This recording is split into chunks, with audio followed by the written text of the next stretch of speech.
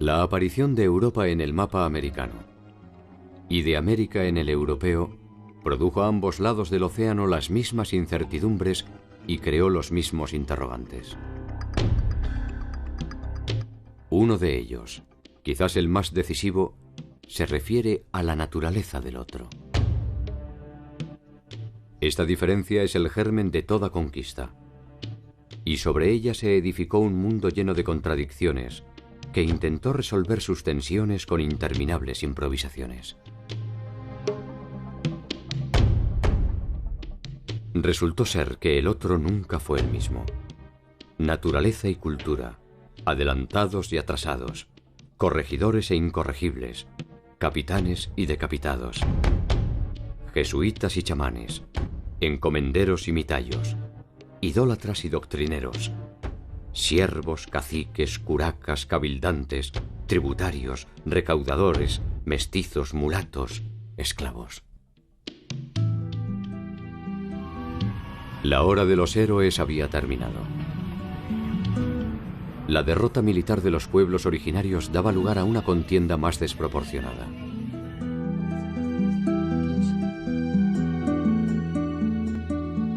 ¿Cómo se inventó el mundo colonial latinoamericano?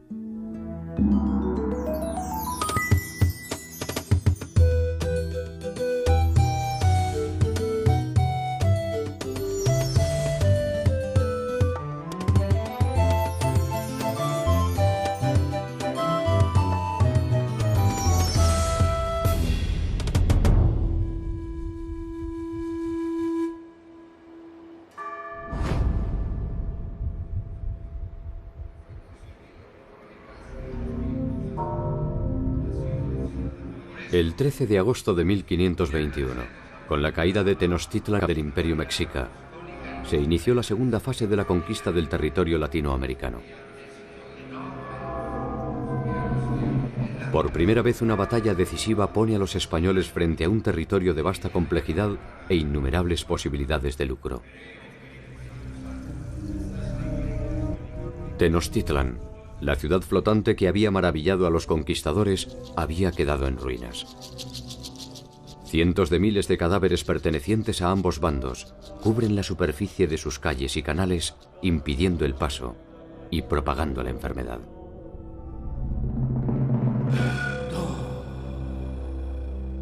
Los mexicas habían estado sitiados 3 meses sin agua potable, sin alimentos, y entonces lo único que querían era huir de la ciudad. Este fue, yo creo que uno de los momentos de mayor humillación para los mexicas, cuando tuvieron que huir de su propia ciudad y además ser sometidos a el saqueo, los vejámenes y los robos por parte de los españoles y de los tlaxcaltecas, ¿no? En particular les dolía el de los tlaxcaltecas. La derrota final de los mexicas fue obra del intelecto de Cortés y del coraje de sus aliados nativos, entre ellos los tlaxcaltecas, quienes fueron de hecho los vencedores de sus históricos enemigos. Después de la conquista española, de la derrota de los mexicas, se puede decir que en realidad, pues, la mayoría de los indígenas no se consideraban conquistados, porque de hecho ellos habían sido aliados de los conquistadores, y las estructuras políticas de la mayoría de los pueblos indígenas seguían básicamente intactos. Seguían teniendo los mismos gobernantes que ahora eran aliados de los españoles, seguían teniendo la misma organización social, seguían funcionando básicamente de la misma manera. Los tlaxcaltecas se habían liberado del yugo mexica y pueden reclamar su porción del triunfo. Cortés supo honrar los compromisos asumidos con sus aliados y con ello da un testimonio cabal de las ventajas de la sumisión a Carlos V.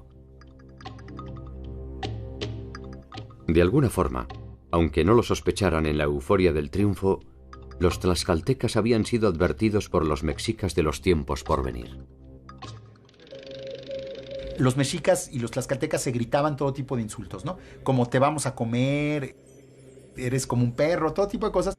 Pero uno de los insultos que le gritaban los mexicas a los tlaxcaltecas era que cuando veían que los tlaxcaltecas estaban destruyendo la ciudad, les decían, sí, síganla destruyendo. A nosotros no nos preocupa porque nosotros sabemos que las van a volver a construir.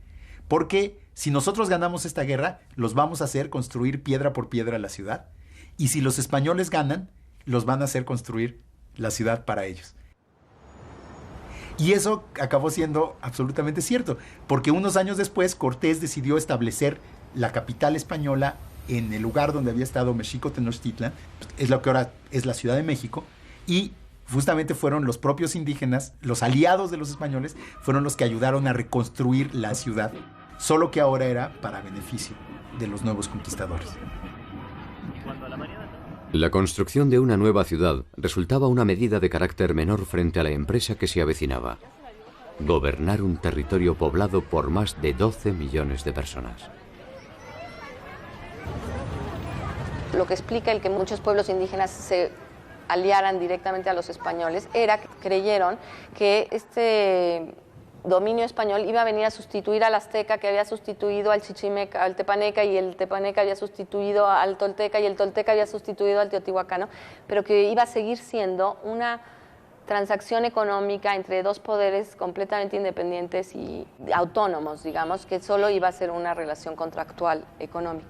A lo largo de los siguientes 50 años, el poder español lo que intentó fue lograr establecer su autoridad sobre estos pueblos indígenas sin destruir su organización política y social. Los españoles habían descubierto en el Caribe que si causaban disrupciones demasiado grandes en la población, como pues destruir los señoríos, esclavizar a los indígenas, lo único que iban a provocar era el exterminio de la población, y que pues una tierra como México no le serviría de nada sin una población indígena que explotar. El nuevo orden no parecía ser sustancialmente diferente al que habían establecido los mexicas. Las antiguas élites gobernantes mantenían sus privilegios a cambio de algunas pequeñas concesiones.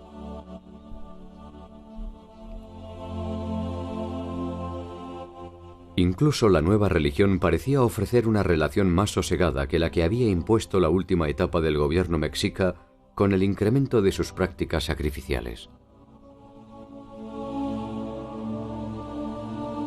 En apariencia al menos, las condiciones tributarias solo cambiaban el destinatario de los bienes que se producían. A todas luces, el cambio de sumisión no parecía ser una oferta a desestimar. Yo creo que si los indígenas hubieran tenido plena conciencia de lo que implicaba el dominio español, la pérdida de su religión, la pérdida de sus costumbres, la pérdida de su lengua, incluso el trato peyorativo a sus instituciones, hubieran presentado mayor resistencia. Este dominio se manifiesta mediante la incorporación de los indígenas en calidad de vasallos de Carlos V. A partir de este nuevo estatus jurídico, se establece la obligación de tributar a la corona. De esta manera, los conquistadores recuperan el dinero invertido, reservando un porcentaje para el rey. Bueno, hay que pensar que la conquista de América, si bien se hizo en nombre del rey, en realidad fue fundamentalmente financiada por los propios conquistadores.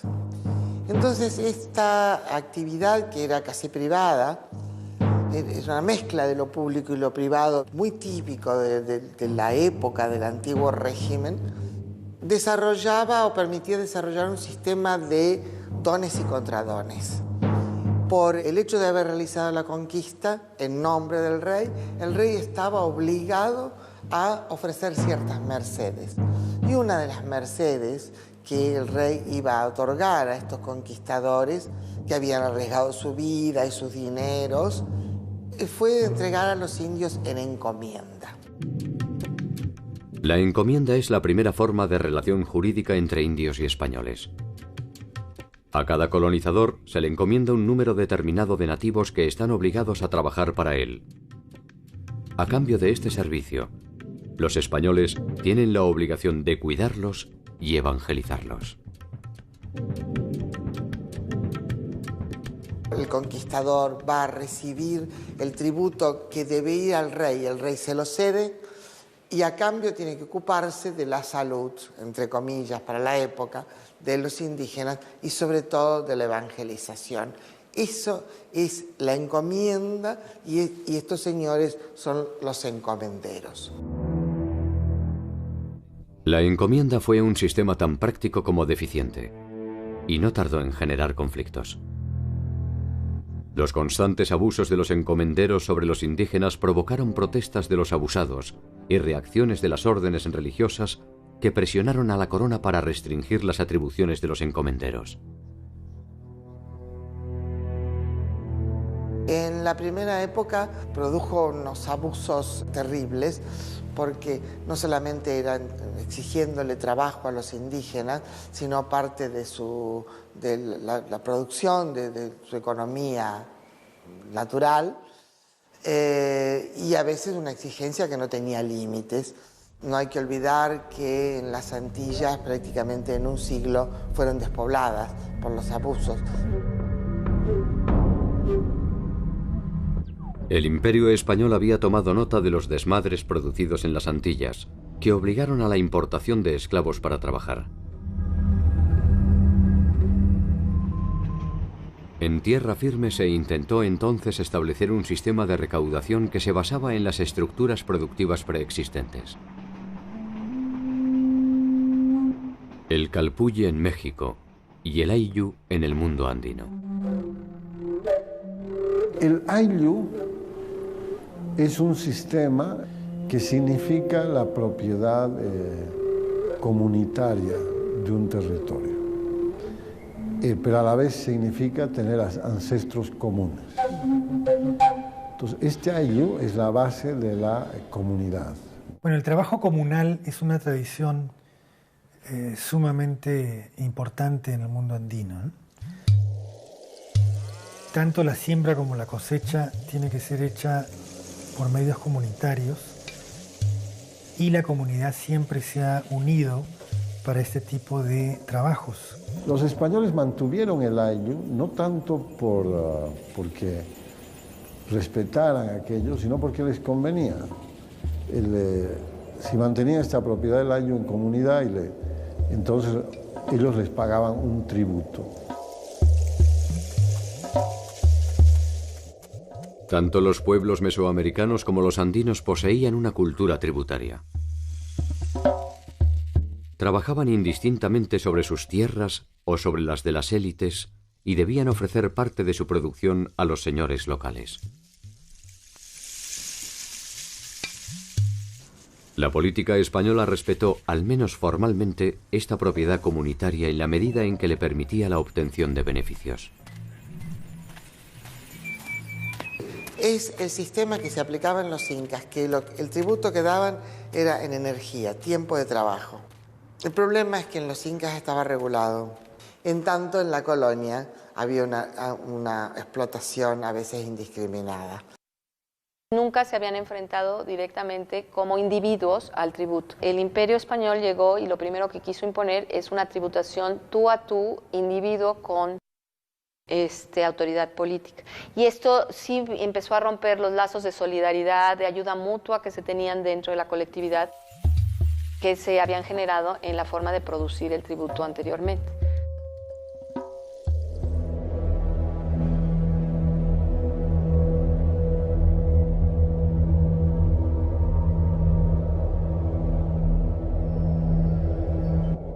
El diseño del Nuevo Mundo fue un largo viaje de marchas y contramarchas que, al menos formalmente, buscó siempre establecer una noción de orden.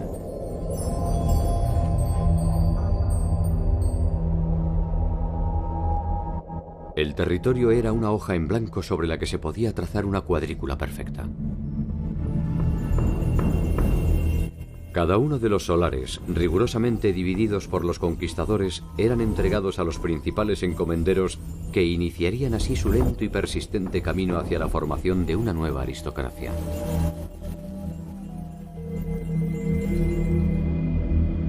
Se hacen dos grandes virreinatos que duran como tales hasta el siglo XVIII, que es el Virreinato de Nueva España, que abarca México, Guatemala, Panamá, y el Virreinato del Perú, que toma prácticamente toda América del Sur. Recién a finales del siglo XVIII, en los últimos tercios, se crea el Virreinato de Nueva Granada, que separa Ecuador, Colombia, Venezuela del Perú y el virreinato del Río de la Plata, que toma todo lo que es la actual Argentina, Uruguay, Paraguay y casi buena parte de Bolivia. Estos vastos territorios exigen una organización adecuada que persigue objetivos variados. Desarticular las costumbres nativas, optimizar la recaudación y concentrar a sus habitantes para evitar rebeliones y resistencias. Finalmente, lo que la corona estableció en la segunda mitad del siglo XVI fueron los llamados pueblos de indios o repúblicas de indios, que eran gobiernos indígenas en los pueblos indígenas que tenían muchos elementos de los gobiernos prehispánicos, pero que los combinaban con los elementos del gobierno español. Los nombres de los cargos, gobernador, alcalde mayor, eran nombres españoles, pero las personas que ejercían esos cargos en muchos casos eran las mismas personas que habían ejercido el poder en tiempos prehispánicos o sus descendientes. La conversión y el control de los pueblos originarios se intenta obtener mediante la República de Indios. Una concentración de indígenas que intenta funcionar como un espejo de la sociedad española, recreando sus mismas instituciones y ofreciendo un espacio en el que la Iglesia podía perseguir, sin contaminación, su utopía cristiana. Pero hay que ponerse en la cabeza de la gente que vivía en esa época, cuya fe es auténtica, matizada de supersticiones, no muy pura teológicamente. Todo eso, por cierto, era así, pero de todas maneras hay una fe primitiva, podríamos llamarla, totalmente auténtica. Hay que tener en cuenta que en poco tiempo más, sobre todo después de la conquista, se va a producir la gran contrarreforma, la gran defensa de la Iglesia para defenderse de la reforma luterana. El impulso que toma la Iglesia a partir de esto y el asombro por el hecho de haber encontrado una sociedad y un territorio donde aparentemente la palabra del Señor no había llegado. Y frente a esto, la Iglesia Católica tuvo dos formas de reacción. Una reacción tradicional, conservadora, casi inquisidora, donde se perseguía cualquier tipo de desviación y de idolatría. En cambio, otras órdenes religiosas como los agustinos, franciscanos, jesuitas, pensaron que era imposible acabar con la religiosidad andina, porque se podía acabar con sus templos, pero no se podía derribar el sol ni acabar con la madre tierra.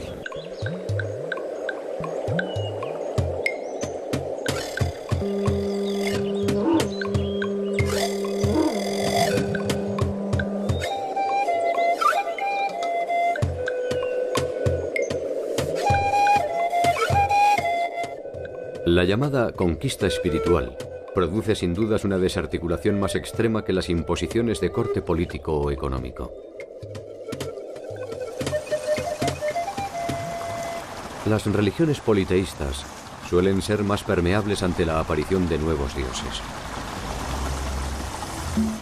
Las monoteístas, en cambio, son necesariamente fundamentalistas, puesto que reposan sobre un paradigma demasiado rígido como para tolerar digresiones.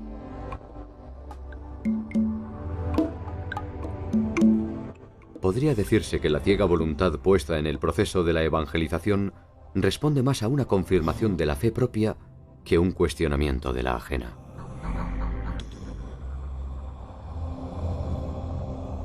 En los primeros años, el éxito de la evangelización fue inmenso.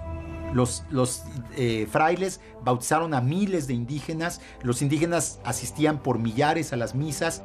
Parecía que el éxito militar había sido acompañado por un éxito religioso. Una evangelización que tiene tramos, que tiene un periodo muy ingenuo, creyendo que con bautizarse lograba la evangelización real. Después se dan cuenta que se necesita la catequesis, etcétera, que es necesario llevar cada vez más sacerdotes y más evangelizadores en general. y que es una tarea muy difícil y muy lenta, pero bueno, nunca se renuncie a esa tarea, nunca. Una vez terminada la resistencia militar, vino una resistencia cultural, mental.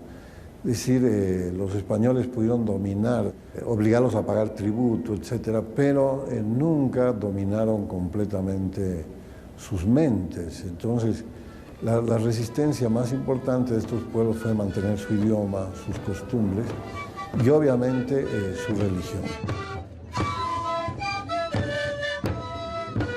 En los casos de las fiestas que los españoles imponen al poblador indígena para que estos la celebren, ocurre una cosa muy especial.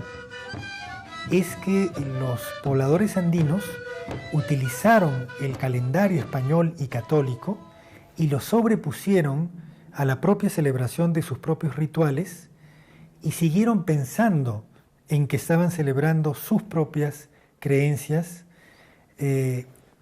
adorando a sus propias deidades, a pesar que estuvieran bajo el nombre y la denominación de un santo español o de una virgen, como se los exigían los evangelizadores de la colonia. Con nombre del Padre, el Hijo y Espíritu Santo. Amén. Esta familia, Tatsmanchila, Baraca Chachila, Chuchula Chachila, Velapaita Chachila. Dulce María. Los pueblos indígenas tuvieron resistencia al cambio y lo más difícil para adaptarse es lo ideológico, ¿no? Entonces ellos de alguna manera tomaron cosas del catolicismo y de la nueva prédica evangelizadora que les hacían los sacerdotes y de alguna manera supieron reconocer algunas cosas que su propia religión les proveía y hicieron una bellísima integración de conceptos antiguos con conceptos modernos. En algunos casos cambiaron los nombres, pero en esencia se seguía manteniendo el culto, por ejemplo, a las deidades protectoras de la agricultura, a las deidades protectoras de las clases menos protegidas, a la veneración de fuerzas naturales que les eran importantísimas para su vida cotidiana, como la lluvia, la vegetación, la regeneración de las plantas, etc.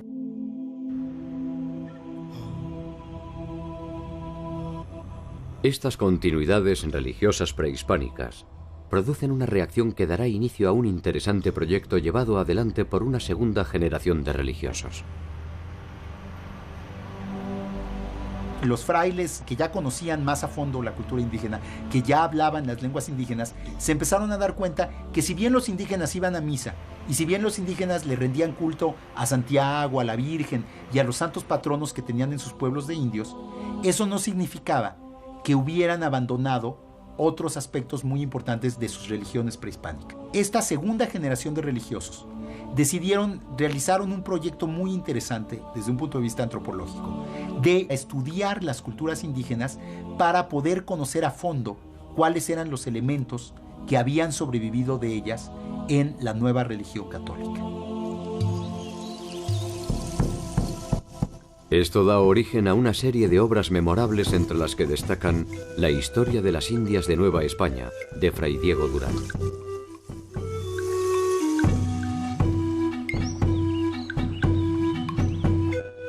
Y La historia general de las cosas de la Nueva España, de Fray Bernardino de Sahagún. Gracias a estas obras es posible conocer gran parte de la cultura, las creencias y las formas de organización de los pueblos originarios. Pero no hay que olvidar nunca que fueron escritas con la intención de eliminar la religión indígena. Es decir, que era un conocer para mejor cristianizar. No era un conocimiento científico desinteresado, era un conocimiento que tenía una agenda muy específica de lograr consolidar la evangelización de los indígenas y de destruir los rastros que quedaban de las religiones prehispánicas. Curiosa lección que suele dar la historia. Los mismos conquistadores que habían destruido la mayor parte de los códices originarios son quienes recopilan minuciosamente cada una de las costumbres de los pueblos conquistados.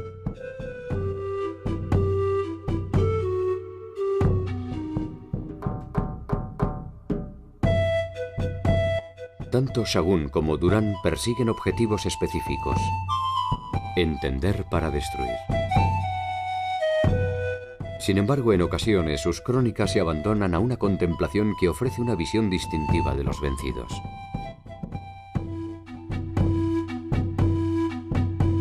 Sus formas de asociación, sus conocimientos, su fina espiritualidad y su particular sensibilidad. En síntesis, aflora la generosa humanidad que les fue negada por el conjunto de los conquistadores.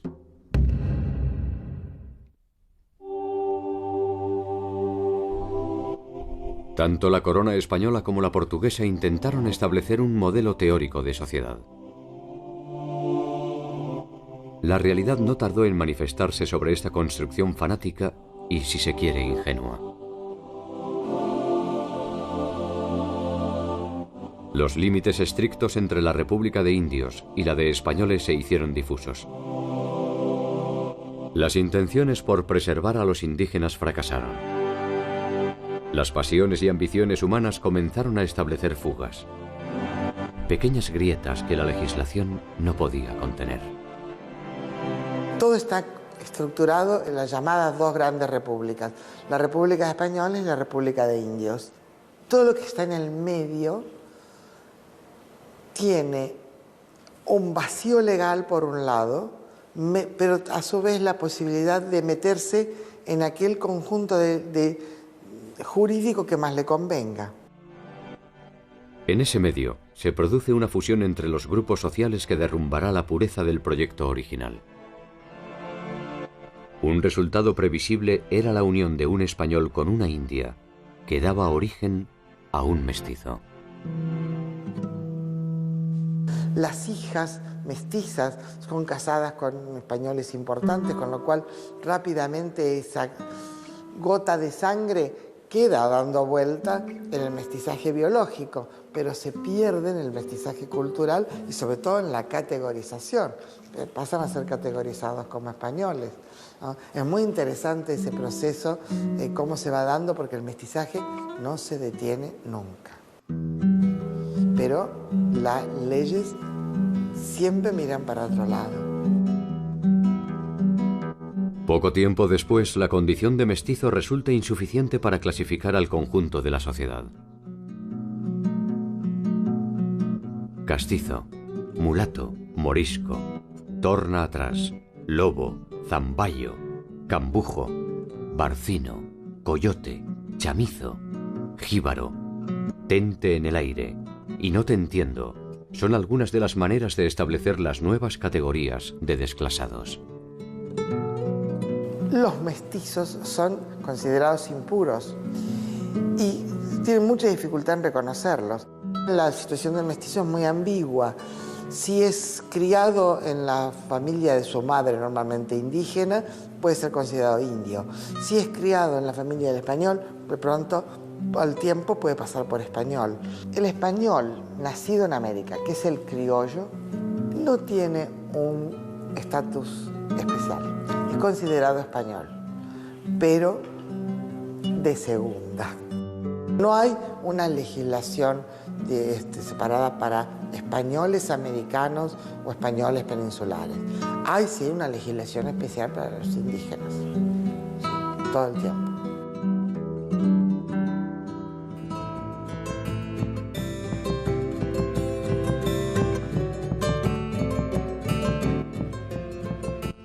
Hacia finales del 1500, el mundo prehispánico está virtualmente desaparecido.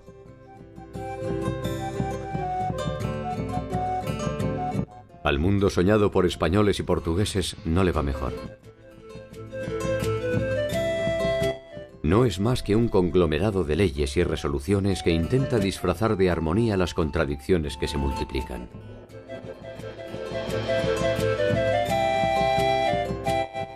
Latinoamérica se abre paso a su propio tiempo histórico. Una versión distintiva, original y profundamente desgarradora se precipita sobre toda la extensión continental.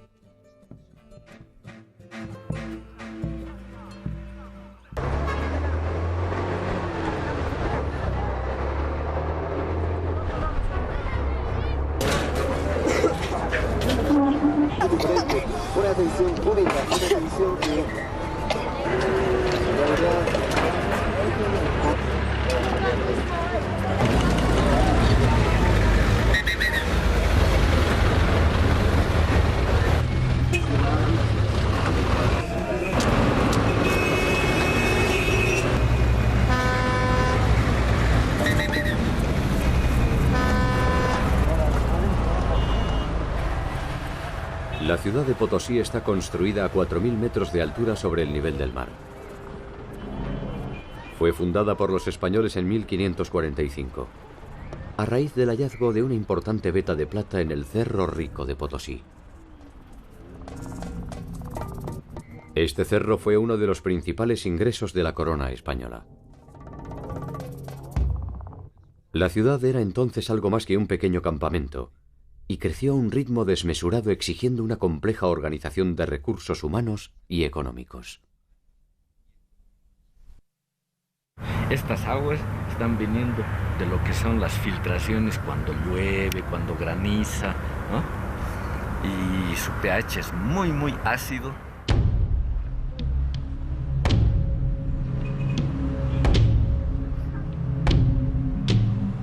La plata se producía en el Cerro Rico de Potosí, se procesaba en ingenios que estaban situados en la villa. Para eso se ha construido un sistema hidráulico, el segundo más grande del mundo.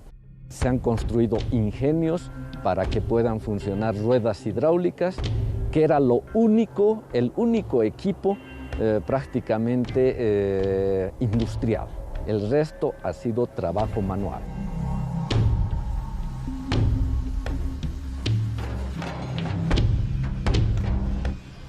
La mina se mantiene activa en la actualidad y si bien los tiempos han cambiado y la tecnología ha optimizado la explotación, una primera mirada se convierte en un viaje al pasado.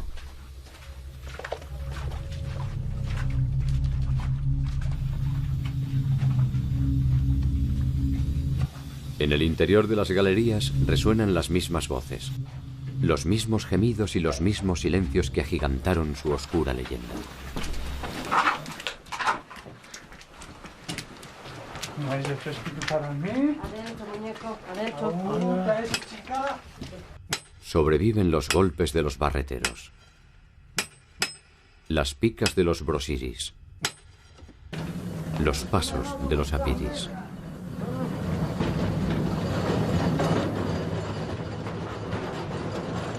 Durante el Imperio Inca, la población estaba obligada a realizar turnos de trabajo obligatorio para beneficio de los curacas locales que representaban al incario.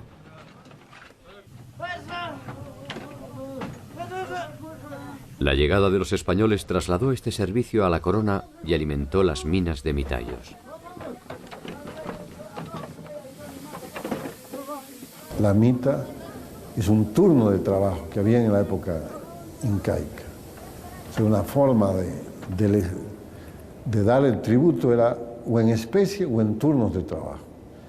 Y esto de la mita, él lo adoptó para crear un trabajo obligatorio en las minas.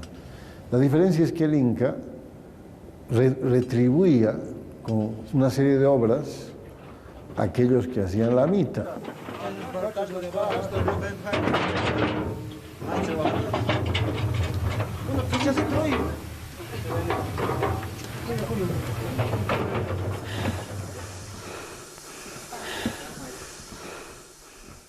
$4.500 mitayos trabajaban durante una semana ininterrumpida en el interior de las minas. Al finalizar, tenían 2 semanas de descanso. Durante esas 2 semanas de descanso, esta gente se alquilaba. El mitayo se volvía minga. Y entonces esas semanas de descanso no eran en realidad de descanso. Un minga recibía mucho más dinero que un mitayo. Y de ahí era que más o menos podía tener algún beneficio que le dé alguna ganancia a su estada en Potosí.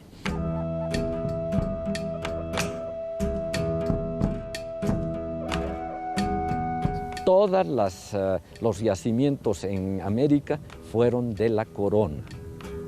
La corona aprovecha el trabajo forzado de los nativos para su enriquecimiento. La corona recibía 1/5 de la producción y el resto era de los mineros.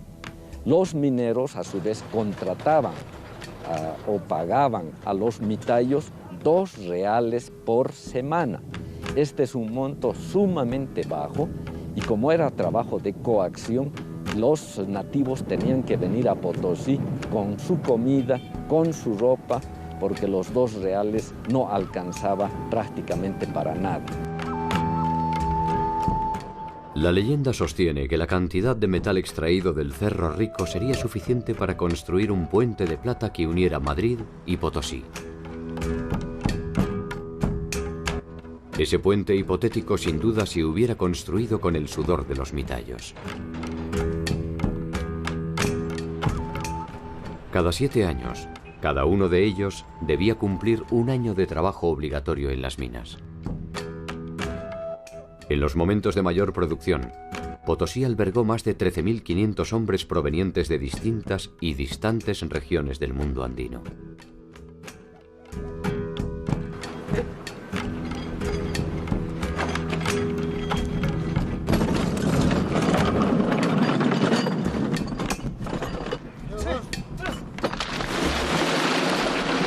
Este cerro ha contribuido con más o menos 40.000 toneladas de plata que han ido a parar a países de afuera. Parte de esa plata obviamente ha servido para fundar o tener una ciudad a estas alturas, a 4.000 metros de altura prácticamente, y que haya sido reconocida por la UNESCO como Patrimonio de la Humanidad.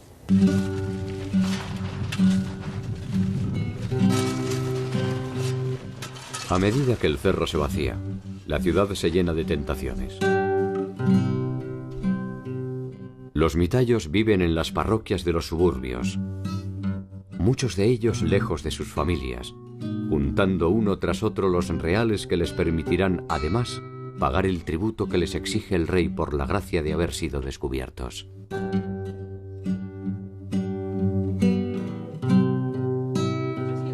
Algunos tendrán la dudosa fortuna de morir por inhalación de plomo o de mercurio.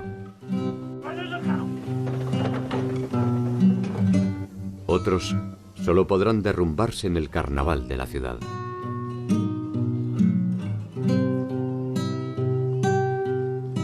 Una ciudad que tiene dinero siempre es atractiva, por más que la gente no logre alcanzar sus objetivos. Uno prefiere vivir en una ciudad atractiva, donde hay comercio, donde habían muchas festividades, se festejaba mucho, se tomaba mucho y no querían regresar ya a sus años. Entonces empieza a haber un despoblamiento de las provincias mitarias.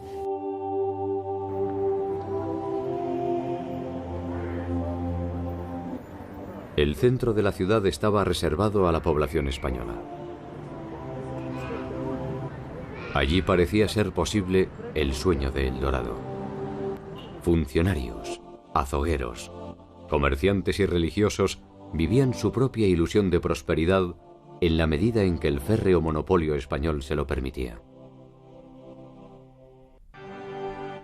Nada debía entrar ni salir de Potosí sin la anuencia de las autoridades. La corona quería controlar que la mayor cantidad de plata salga en forma de barras o de rieles o en forma de moneda acuñada. Hay que tener en cuenta que había solo un puerto de España con el que se podía comerciar, que era al principio Sevilla, después pasó a ser Cádiz. Ni siquiera se podía comerciar con otros puertos españoles.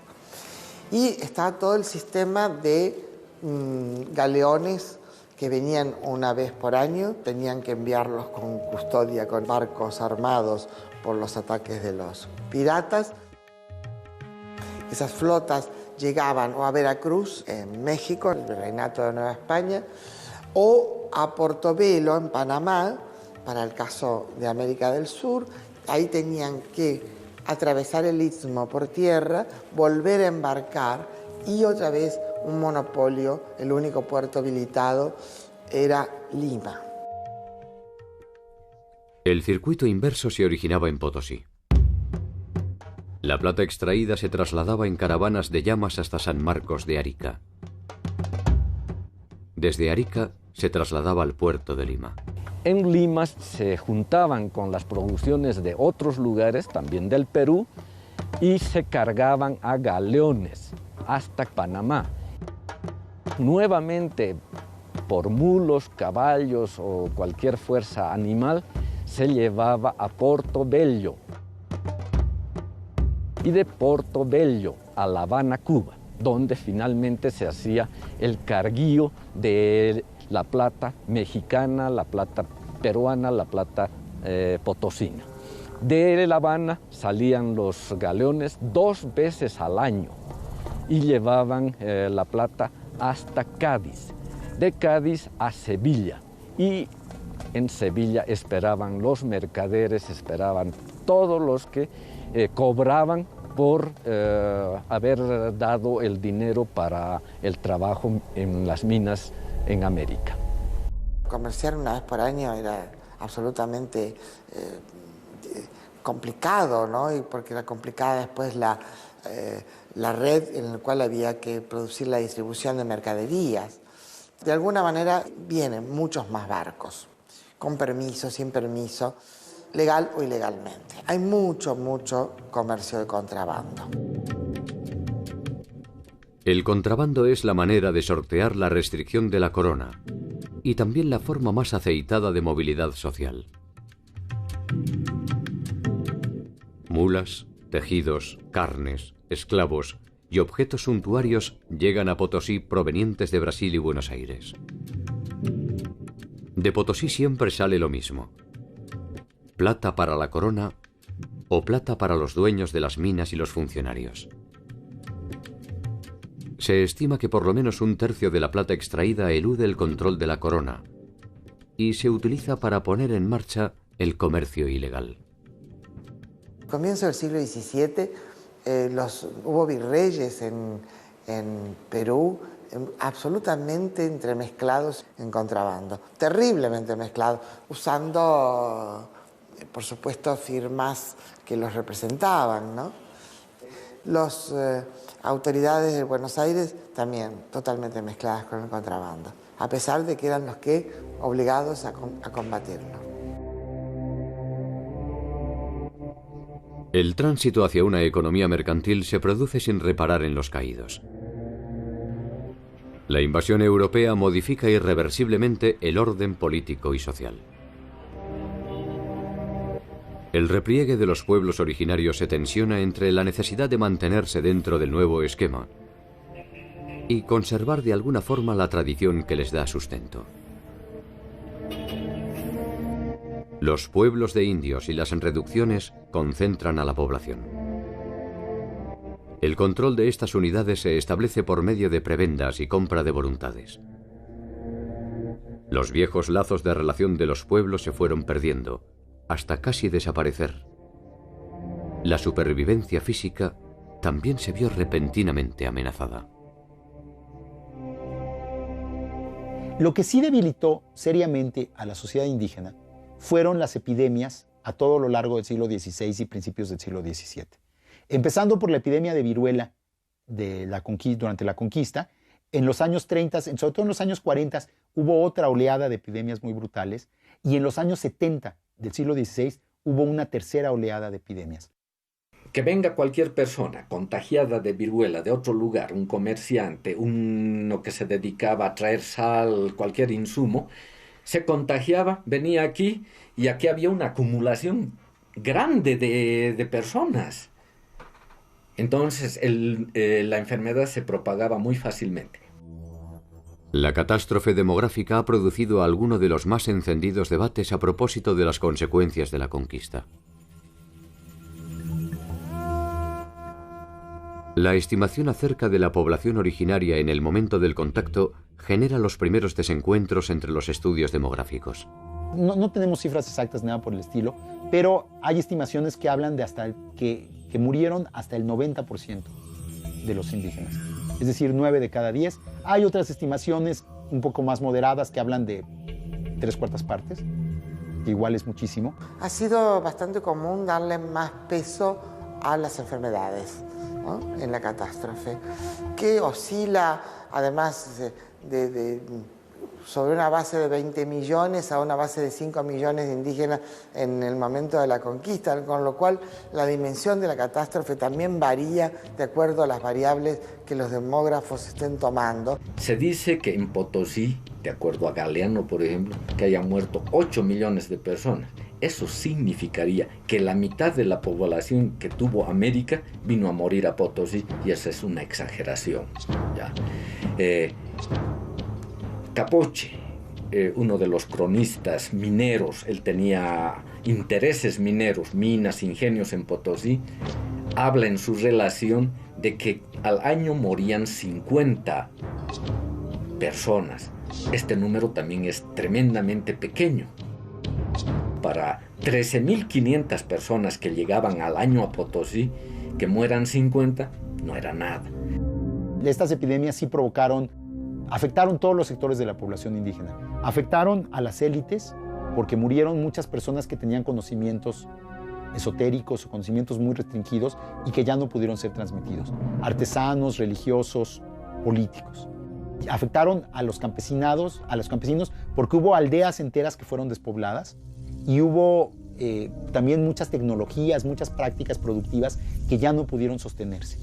Que no es que yo quiera decir que los españoles fueron unos angelitos aquí, pero tampoco no se puede decir que quisieron eliminar a los nativos. No les interesaba eliminar porque eliminaban la mita, que era el valor agregado que ellos encontraban en su negocio minero.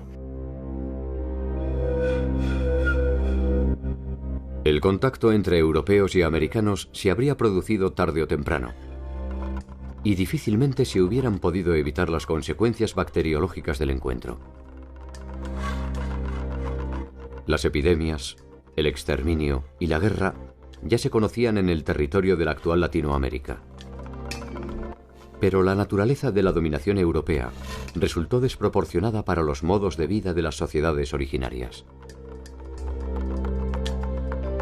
Abandonados por sus dioses y por sus gobernantes, las responsabilidades colectivas se tornaron individuales y nuevas formas de morir se hicieron presentes en el horizonte. Y ahí podríamos incluir al alcoholismo como enfermedad profesional. Si la gente, después de cumplir su labor, se dedicaba a emborracharse, el alcoholismo traía muchas complicaciones, males hepáticos, males del estómago, cirrosis. El alcohol se utilizó como forma de pago, como forma de dominación. Y si bien se sabe que en la época prehispánica se tomaba ya la chicha y otro tipo de bebidas, con la colonia esto se incrementó, ¿no? Igual que la pobreza. Sea cual sea la cifra definitiva, las fuentes confirman que entre el año 1500 y el 1600, el número de habitantes nativos disminuyó a niveles alarmantes, despoblando vastas zonas territoriales de Latinoamérica. Hacia 1780 se registrará una recuperación en los pueblos originarios. Probablemente, dada la magnitud de la catástrofe, estas nuevas generaciones sean ya el producto de un nuevo paradigma cultural que deba tanto al viejo modelo como al nuevo. Lo que sucedió es que a finales del siglo XVI, después de estas grandes oleadas de epidemias, las sociedades indígenas se reconformaron ya en el marco del régimen colonial y construyeron nuevas formas de vida con muchos elementos europeos, pero también con muchos elementos prehispánicos. Y las sociedades indígenas que conocemos hoy son realmente las descendientes de esas sociedades reinventadas del periodo colonial, que tienen una fuerte raíz prehispánica, pero que también tienen muy importantes elementos occidentales. Por ejemplo, ustedes van a poder observar en el mundo aymara actual, hay varios indicadores de esto, ¿no? El vestido que hoy utiliza la aymara de la ciudad, la aymara urbana, que es la chola paseña, se ve esa mezcla, ¿no? La manta tiene que ver con la mantilla española. Y en cambio el aguayo que llevan para cargar a los niños es un textil, además de una alta simbología, porque sobre ese aguayo se hace, por ejemplo, la mesa aymara, o se come, o los rituales, ahí se carga el niño. Todo eso muestra que es una vestimenta típica, pero a la vez muy mestiza, que toma de ambas partes. Así que la aculturación no se dio en el sentido de perder toda la identidad, pero sí fue una mezcla, ¿no?, de cosas, de contenidos culturales españoles que fueron adoptados acá.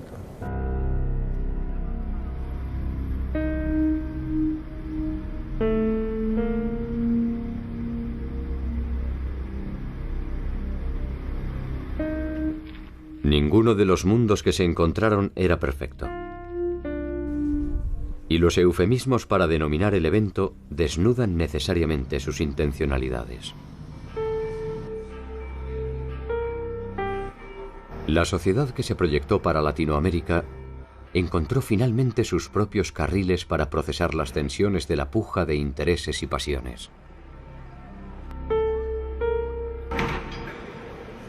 Y la otra desapareció definitivamente. El análisis de los hechos nos enfrenta a una disyuntiva tal vez imposible. Intentar recuperar el mundo originario o aceptar lo que somos hoy en día. Quizás ambos modelos no sean más que una utopía inútil. Quizás solo seamos testigos mudos de un devenir irreversible, que no es más que el saldo resultante entre nuestras voluntades y nuestras omisiones.